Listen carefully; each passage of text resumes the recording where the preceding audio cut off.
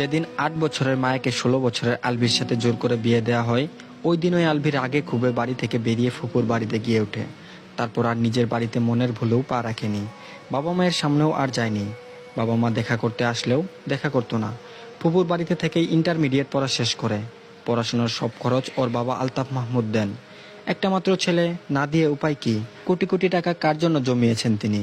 একমাত্র ছেলের জন্যই তো। বাবার টাকা দিয়ে জার্মানি চলে গিয়েছিল 18 বছর বয়সে। বাকি পড়াশোনা সেখানেই শেষ করেছে। দেশ থেকে বাবার টাকা নিয়ে জার্মানিতে শেয়ারে বিজনেস শুরু করেছে এখন। আজ আলভি 29 বছরের যুবক। দীর্ঘ 11 বছর পর আজ দেশে ফিরছে বাবা মায়ের জোড়াজুড়িতে। শুধু যে বাবা মায়ের জোড়াজুড়িতে দেশে ফিরছে তা নয়, আরও দুটো কারণ আছে। এক, মায়াকে ডিভোর্স দেবে।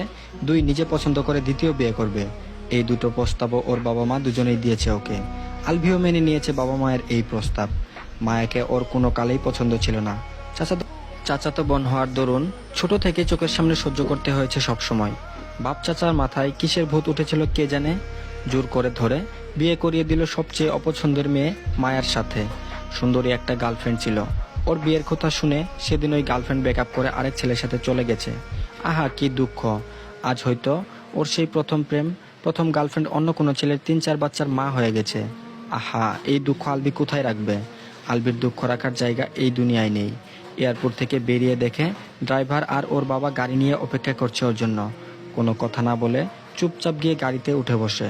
দীর্ঘ 13 বছর পর আজ বাড়ি ফিরে যাচ্ছে। 13 বছর পর মায়াকে দেখবে আজ। নিশ্চয়ই এই মেয়ে এখনো আগের মতোই হ্যাংলা পাতলা রুগা পটকা ঝুলঝুলে রয়ে গেছে। ছোটবেলায় খাবার খেতে চাইতো না। 2-3 জন চেপে ধরার পর খাবার গেল্লাতে হতো মায়াকে। গিলতে চাইতো না, উগড়ে ফেলে দিত মুখের খাবার। পুরনো কথা ভাবতেই গা গুলিয়ে উঠে আলভির। ছি, কি বিশ্রী দেখতে লাগতো তখন মায়াকে। দেখলেই বমি চলে আসতো। খাবার মুখে পুরে দিয়ে মুখ চেপে ধরে রাখতে হতো, তাহলেই খাবার গিলতো মায়া। পরনের পোশাক একটু সময়ের মধ্যেই নোংরা করে ফেলতো। একটু কিছু হলেই গলা ছেড়ে কেঁদে টেঁদে পুরো বাড়ি মাথায় তুলতো।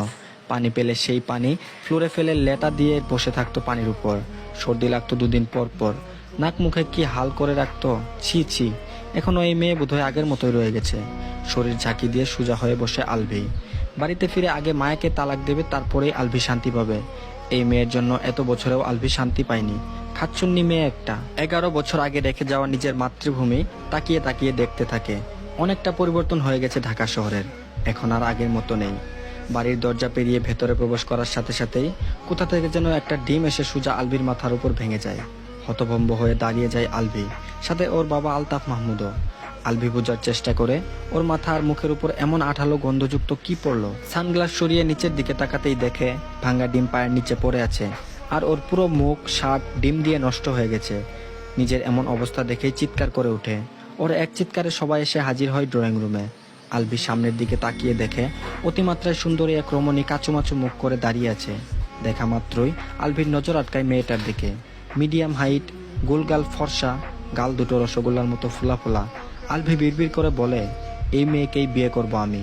একদম আমার মনের মতো এই মেয়েটাকে দেখতে, আমার কল্পনার রাজকন্যা। পাশ থেকে একজন জোরে জোরে মেয়েটাকে ধমক দিয়ে বলে, মায়া, কি করলি এটা? কার মাথায় ডিম ভাঙলি গাধি? মায়া বলে, আমি তো ভাইয়ার দিকে ছুঁড়েছিলাম। মাঝখানে কোত্থেকে এই লম্বা চওড়া খাম্বা লোকটা এসে দাঁড়িয়ে গেল। আমার কোনো দোষ নেই, সব দোষ এই লোকের। সে কেন সামনে এসে দাঁড়ালো? আলভি হতভম্ব হয়ে বড় বড় চোখ করে মায়ের দিকে তাকায়। এই মেয়েটা মায়া, যাকে ডিভোর্স দেওয়ার জন্য এত দূর আসলো, আর এসেই তার প্রেমেই পড়লো আবার। কি আশ্চর্য! এই মায়া তো আগের থেকেও বজ্জাত হয়ে গেছে দেখা যায়। ওর মাথায় ডিম ভেঙে আবার ওরই দোষ দিচ্ছে। বাড়ির অনেকেই এখনো আলভিকে চিনতে পারেনি। বড় বড় চোখ করে তাকিয়ে আছে। এই ছেলেটা কে? বাড়িতে এসেছে কেন? আলভি 16 বছর বয়সে বাড়ি ছেড়েছিল, আর 18 বছর বয়সে দেশ। তখন ছিল শুকনো ছিমছাম গরনের। গালে দাড়ির অস্তিত্বই ছিল না। ফর্সা ছিল, তবে এখনকার মতো এত উজ্জ্বল ফর্সা না। এত বেশি লম্বাও ছিল না তখন। 6 ফুটের বেশি লম্বা হবে হয়তো। গাল ভর্তি ঘন কালো চাপ দাড়ি, সিল্কি চুলগুলো স্টাইলিশ ভাবে কাটা। উজ্জ্বল ফর্সা গায়ের রং, জিম করা বডি, বলিষ্ঠ দেহের অধিকারী পুরুষ। আগের আলভির সাথে এই আলভির কোনো মিল নেই। এতগুলো বছর পর দেখে সহজে না চেনাটাই স্বাভাবিক। তার মধ্যে আবার ডিম ভেঙে মাথায় আর মুখে লেপটে গেছে। কুসুম ভেঙে যাওয়ার কারণে চেহারা বোঝা যাচ্ছে না সেরকম ভাবে। জার্মানি যাওয়ার পর একটা দিনও ভিডিও কলে কারোর সাথে কথা বলিনি।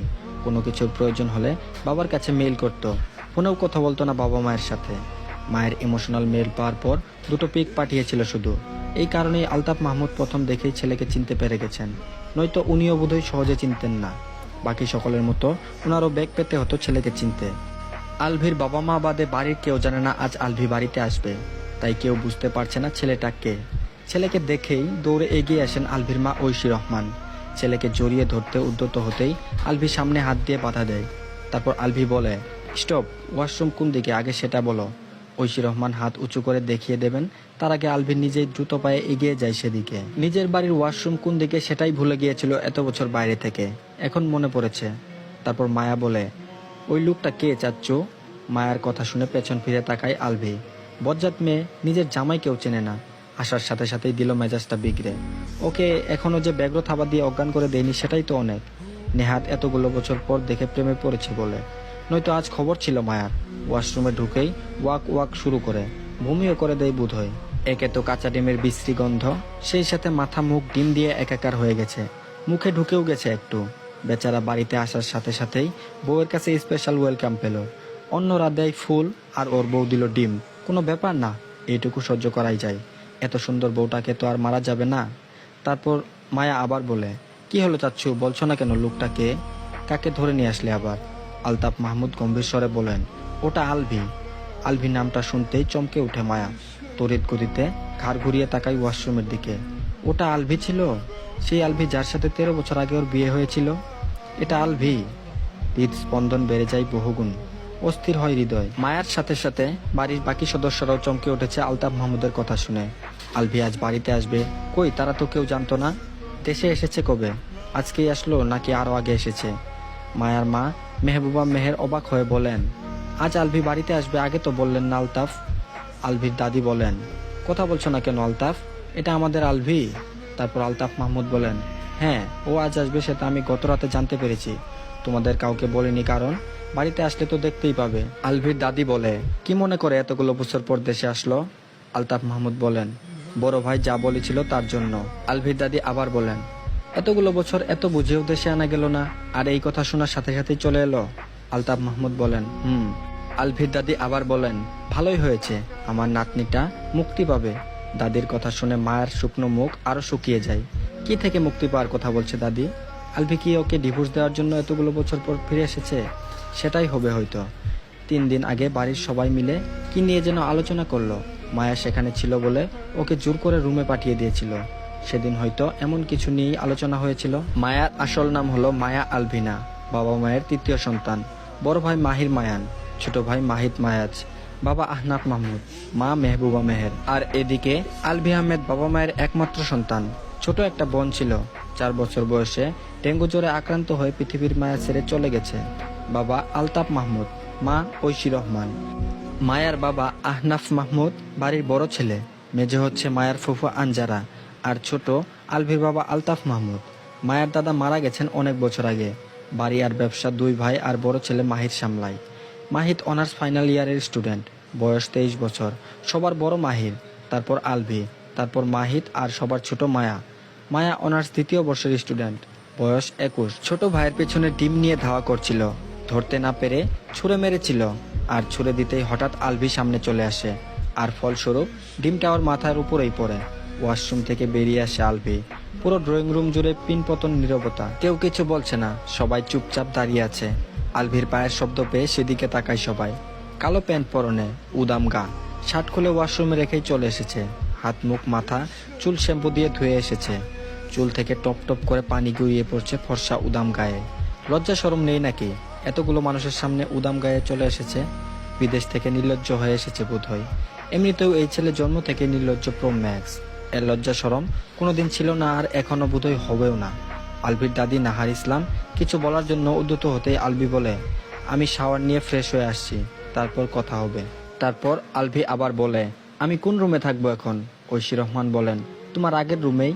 সুটকেসটা হাতে নিয়ে সিঁড়ির দিকে আগায় আলভি।